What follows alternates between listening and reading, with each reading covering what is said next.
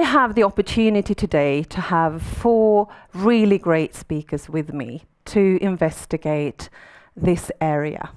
And I thought, let's start with the facts. That's always a great starting point, isn't it? And to help me with that, I have the opportunity to present another Amec member, Charlie Wood, from Talkwalker. He's the expert on data protection and law and insights at Talkwalker. So we're very happy to have you here to clear a few things out on what is actually changing when it comes to data and the new APIs. Welcome, Charlie. Thank you very much. There you go. Thank you. Thank you. So, yeah, first of all, I'd just like to say a massive thank you for everyone for coming.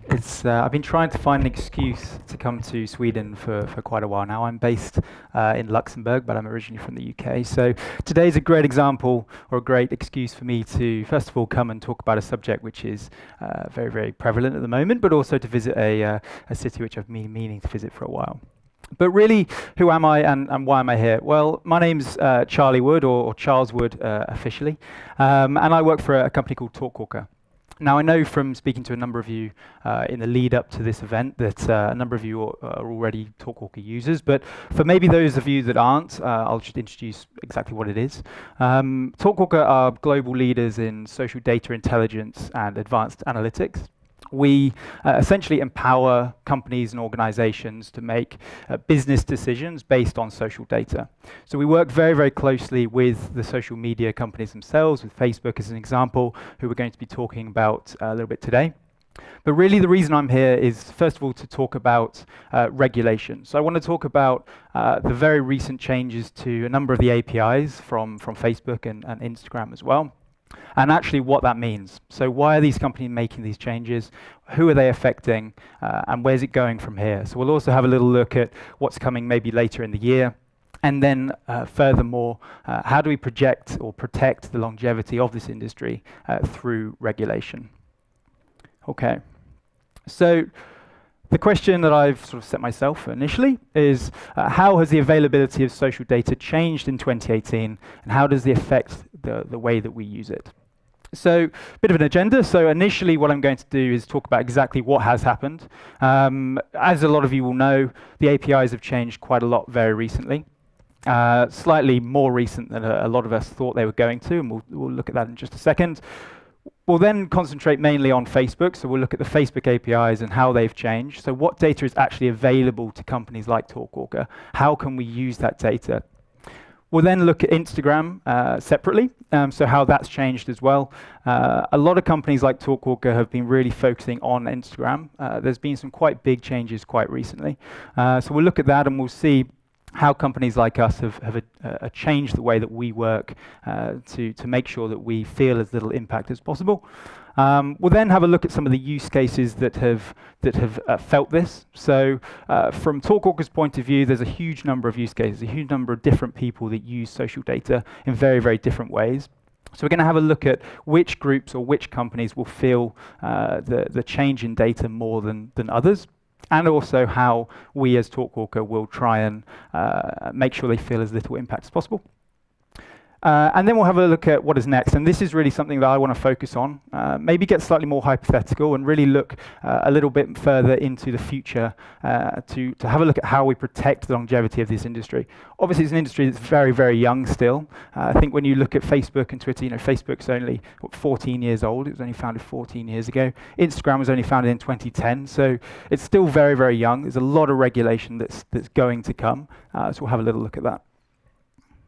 So first of all, Facebook. So what's happened? So a number of you will know Facebook have lots of different APIs. So these are the ways that companies like us, like Talkwalker, communicate with Facebook's data, and we essentially we use it. So what's changed? So they've made changes to a number of their different ones. So Events API, Groups API, Pages API. We'll have a look at this in a little bit more detail in the next slide. And Facebook really initially had planned on making 2 rounds of changes this year. So the first round of changes was due to happen in July 2018. The second round later in the year, so in December. Now, in light of recent events, which we'll go into a little bit more detail maybe later on in the conversation, Cambridge Analytica being one of them, Facebook decided to accelerate the initial changes, so they've already happened. Now, a number of companies, and I'm sure lots of you have felt this, were surprised by these changes. So a lot of companies will say that this was a shock change, they didn't know they were going to happen.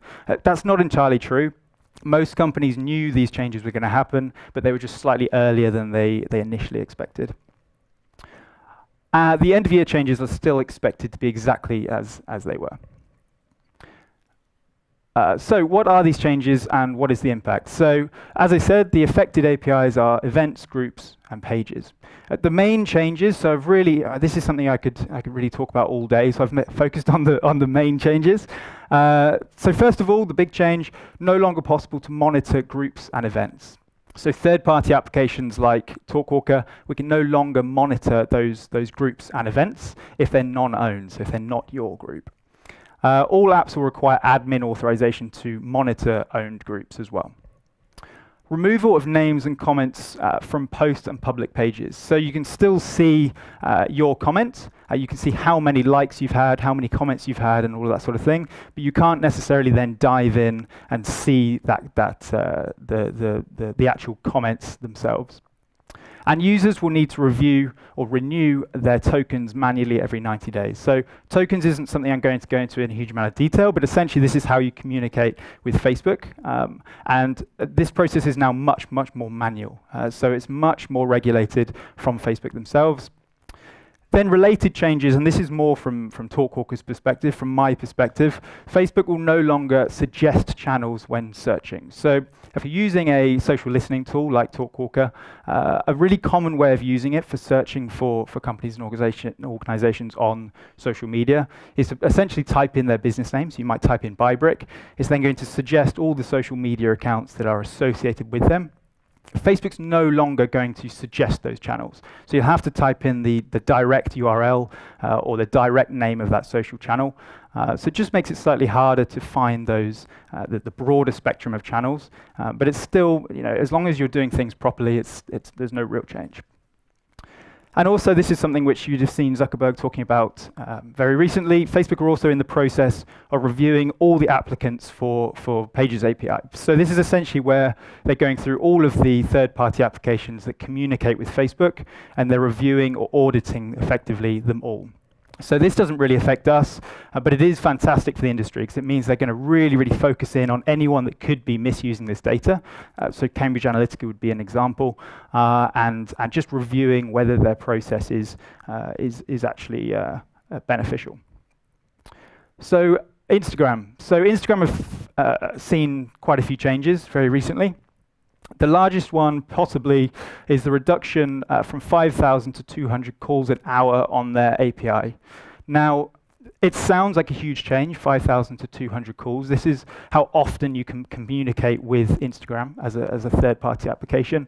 But actually, from most companies, from most organizations using Instagram's data, they won't feel much of an impact. So from Talkwalker, for example, we won't feel an impact. But what this does do is it brings it right down, and it really cuts out any misuse. So if you're looking to misuse social data and maybe overuse it, it cuts out all of those guys. So for us, we don't feel an impact, but it's a big regulation. So that's that second point there. And really, we can bring in 3 data restrictions that they've brought in.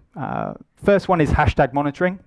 So I know that this is one that a lot of you guys have been talking about very recently. This is basically where you can still crawl for hashtags. So on a social listening tool, you can still find hashtags and find the insights around them. But you can no longer find or view the comments surrounding them. So you'll get the number of comments and the number of likes, but some other metadata is slightly limited. So this is quite a big change. So for a number of our clients, a number of our prospects, this is something which they need lots of reassurance about. And there are lots of ways that we can actually do this slightly differently. But it's a really interesting topic that I'm sure some of the other guys will pick up on, and something maybe we can talk about a little bit later. And then looking at Instagram accounts themselves, so there's no change at all really to your own Instagram account. So you can monitor your own Instagram account as much as you like, but for non-owned Instagram accounts, it's now much harder to monitor them. So you used to be able to, say you were byBrick, you could monitor your social channels or your Instagram channels. You could then monitor all of your competitor channels and see how you're proving against them. That's now much harder to do. You have to. There's still ways of doing it. There are still slightly longer routes, but it's more difficult. So this really impacts competitor analysis and also influencer management as well. You can't necessarily monitor your Instagram accounts for your influencers. So who's affected? So this is very much from a Talkwalker perspective. So what I've done here is I've listed out a number of the really common use cases for social data this year. And I've really simply said who's affected and who's maybe going to feel a little bit more of an impact. So most use cases aren't really affected. So issue tracking, reputation management, crisis management, etc. All the green boxes won't feel any particular impact. Influencer management, as I said, will feel a little bit of an impact. Some of the ways that you can extract influencer data now is a little bit of a longer route, so it's a little bit more difficult. Social measurement, obviously, and consumer insights as well, just feeling a little bit of an impact.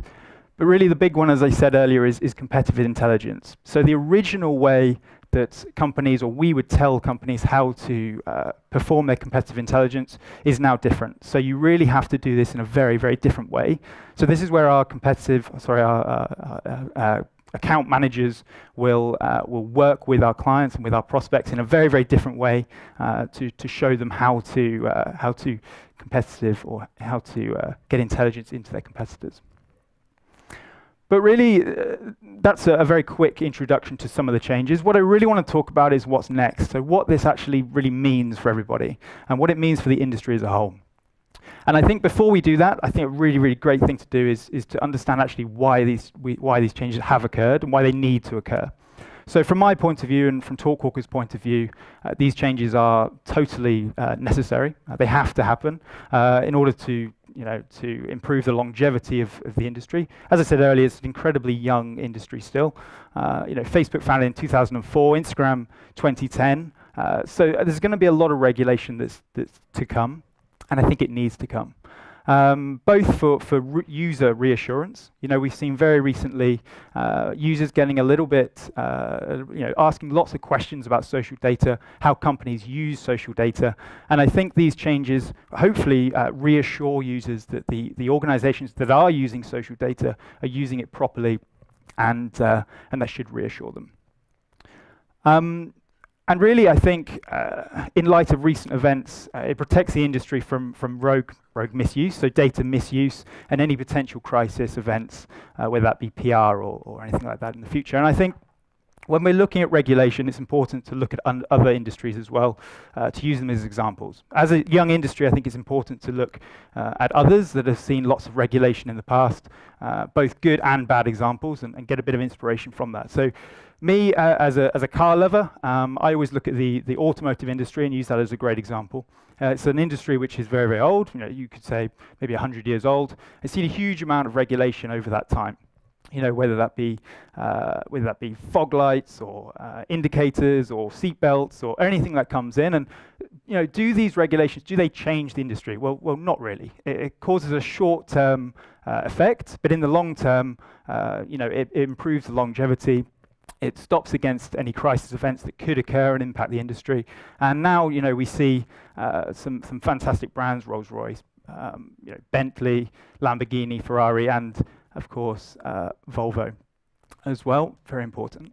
And then obviously there's industries which have seen a total lack of regulation that have then done really or has impacted them massively. So obviously the biggest example of this was the finance industry in 2008. Total lack of regulation led to an absolute disaster in that instance. Still very, very short term. It has or is still growing again, but I think we need to learn from these industries. We need to be really responsible as companies that use this data and make sure that we're doing as good a job as we possibly can. Okay. I guess I'll open the floor to any questions or any clarifications. Anything? Yep. Yeah, so this is something which I know that the others are going to talk about in quite some detail. Again, I think with a lot of this, we could really have a whole summit on a number of these topics. I know, as we were saying earlier. Yeah, so I'll leave that maybe to the other guys to cover a little bit later, if that's okay. Yeah, we will have a panel later on to ask more questions. But we do have a Menti question for your talk as well. So should we... Do you find the new changes, and I think a few people have started already, find the new changes in the APIs and data access will improve trust in the platforms? The fact that these changes are going on.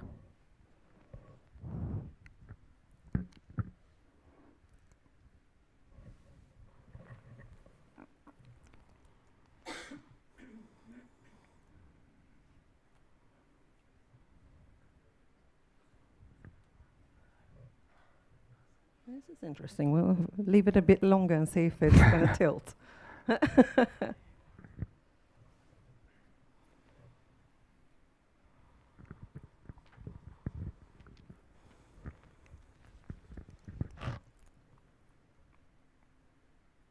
I think that once again we're quite close to a break even. Very even. So very interesting, and we'll discuss this more in the panel. Thank you so much, Charlie. No problem. Thank you very much. Quite a lot became a lot clearer.